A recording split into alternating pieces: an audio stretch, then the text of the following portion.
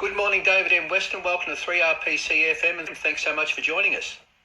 Hey, thanks so much for having me, man. Pleasure to be here. Oh, absolute pleasure, mate. Thank you. Look, your highly anticipated debut album, Child Mind, was released recently. What a brilliant record. We love it. Thanks a lot. Oh, that's great, mate. Look, you must be really happy with your reaction to the record. The reviews have been fantastic. Yeah, I didn't quite expect so many people to get so much enjoyment out of the songs that I thought initially weren't going to receive the amount of attention that they did.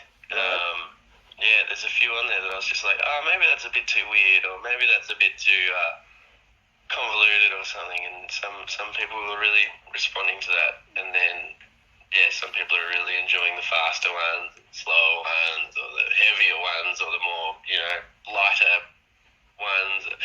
Yeah, thanks. Yeah, look, it's fantastic. And you're right. There's a diverse range of sort of stuff on there, isn't it? It's fantastic. It's sort of a bit of a surprise a minute, actually. Great stuff. Look, I read a review of the album where it was described as honest, slightly quirky and stripped back old folk meeting laid back indie rock. Look, personally, I think that's a pretty good description. I feel like that too. It's quite. I definitely tried to put on a few different hats with this album. And it took a long time to write it as well. I spent a lot of time putting all these songs together. I think before the album was released, I'd written about 30 or 40 songs by the time I'd pieced together a collection of songs I felt went well together. So, it touches a few different bases in that regard, but they're definitely my main influences. Artists like Bob Dylan, Gillian Welsh, indie folk, indie rock, country. Yeah, I'm glad people are hearing that. Yeah, no, it's fantastic, mate. Look, now I love the song Child Mind, the title track of the album. Can you tell us a little bit about the song and how it came about, the inspiration behind it? Well, it's something, a bit of a memoir, I guess, about growing up in the country. Right. Growing up in a small town. It wasn't it wasn't necessarily a creative hub, an artistic hub.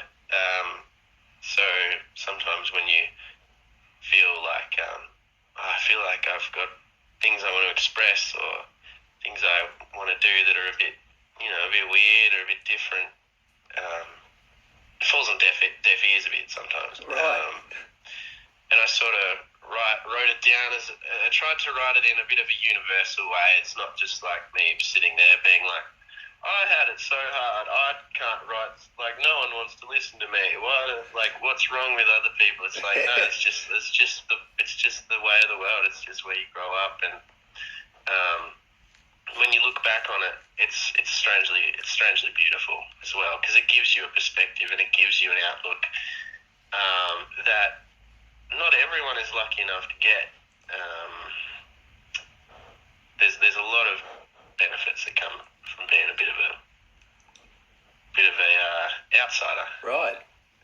Yeah, look, and that's it really shines through on the song. Great stuff. Look, now track 3 on the album, Full I Know. Wow. How good is that one? I've got to say it's probably my favourite track on the album.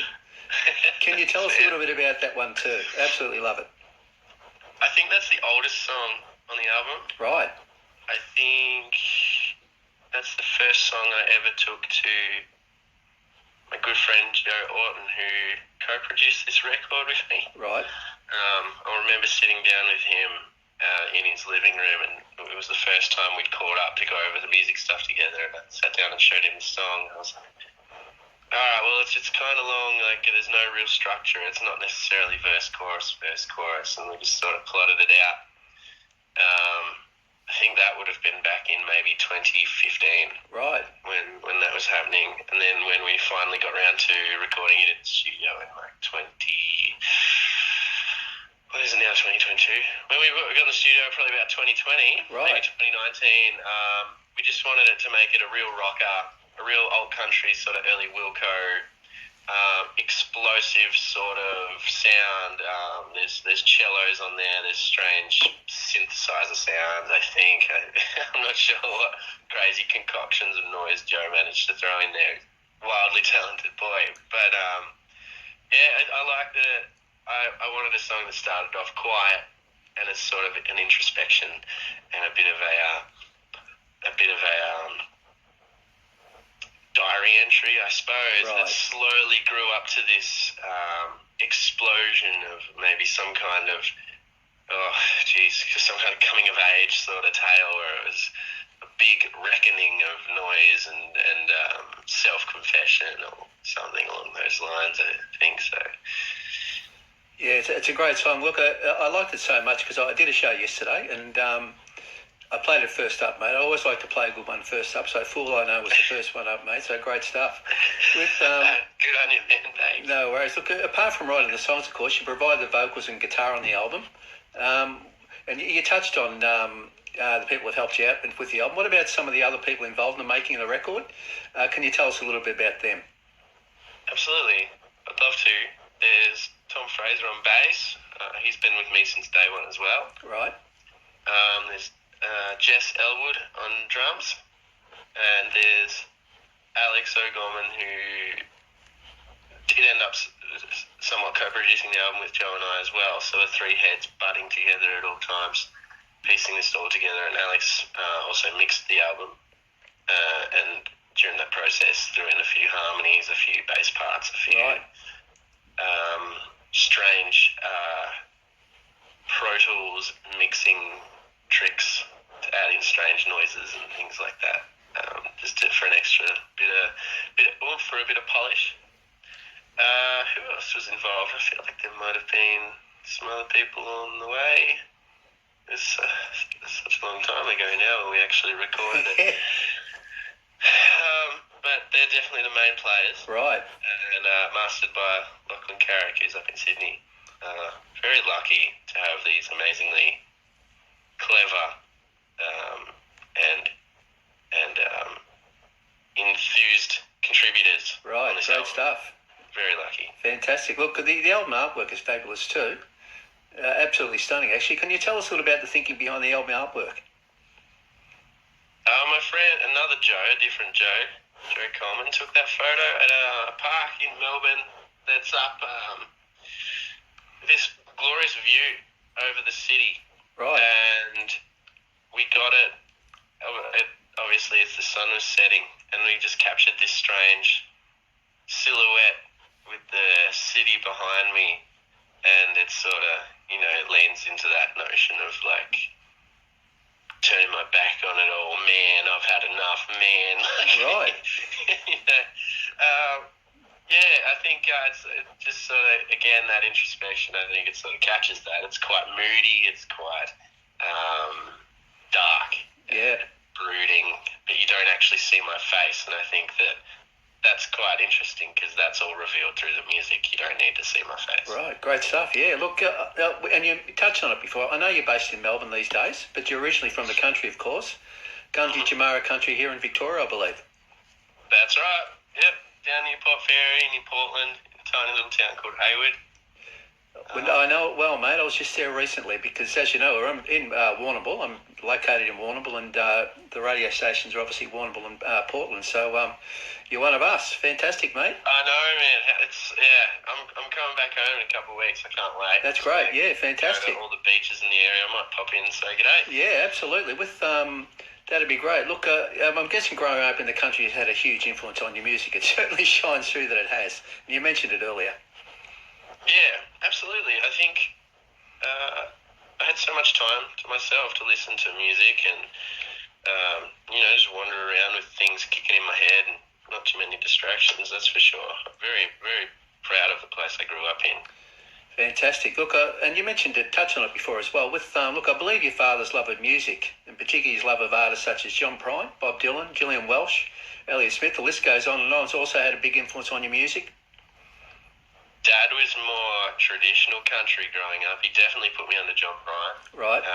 But there was always some of the golden age. There's always someone from that golden age of country, singing through the house. Maybe it was like Waylon or Merle or George Jones, lots of George Jones. But also even more eclectically, recently, like lots of still quite country, but Bill Monroe, even across to like the crooners and stuff, a very broad, diverse range of music. I owe a lot to the old man, that's for sure. Great stuff. Yeah, look, I know you're currently performing a series of album launch shows for Child Mind in Victoria. How have the shows gone so far? Mate, they've been really special. Right. I've never done a tour before. Right, first one. And I've never played so many shows back to back. Right. Like, never done really a run of shows. I've been busy with different gigs, playing for different people and stuff, but I've never been, the headline act night after night after night, week after week after week. And that's been a strong learning experience. Right. It's a very different position to be in, being, the headline act compared to a support act. It's been one of the best things I've ever done, playing this many shows. I tried to get a show in up your way, but I couldn't make it work. But, well, that was going to be one of my next questions, mate. But anyway, maybe one day soon. What's that? Maybe one day soon, eh? Yeah, I want to get in at the Dart and Marlin up there and play a show. Right, there. great venue. Renos at the moment. But, yep. So we'll look forward to that. Look, I believe the next album launch show is at the Old Bar in Fitzroy next Thursday, the 18th of August. The Old Bar's a great venue. Bloody oath. It's a great venue. Yeah. I've played there so many times. Right. And I actually haven't played there recently, so I'm really looking forward to getting back. Hopefully we can get lots of feet through the door. I'm feeling really excited about it. Yeah, that's great. Look, and with you talked before about the headlining acts, of course, being the headline act. Look, on the subject of performing live, you've also supported some great artists in your career so far, and I've got a few names here.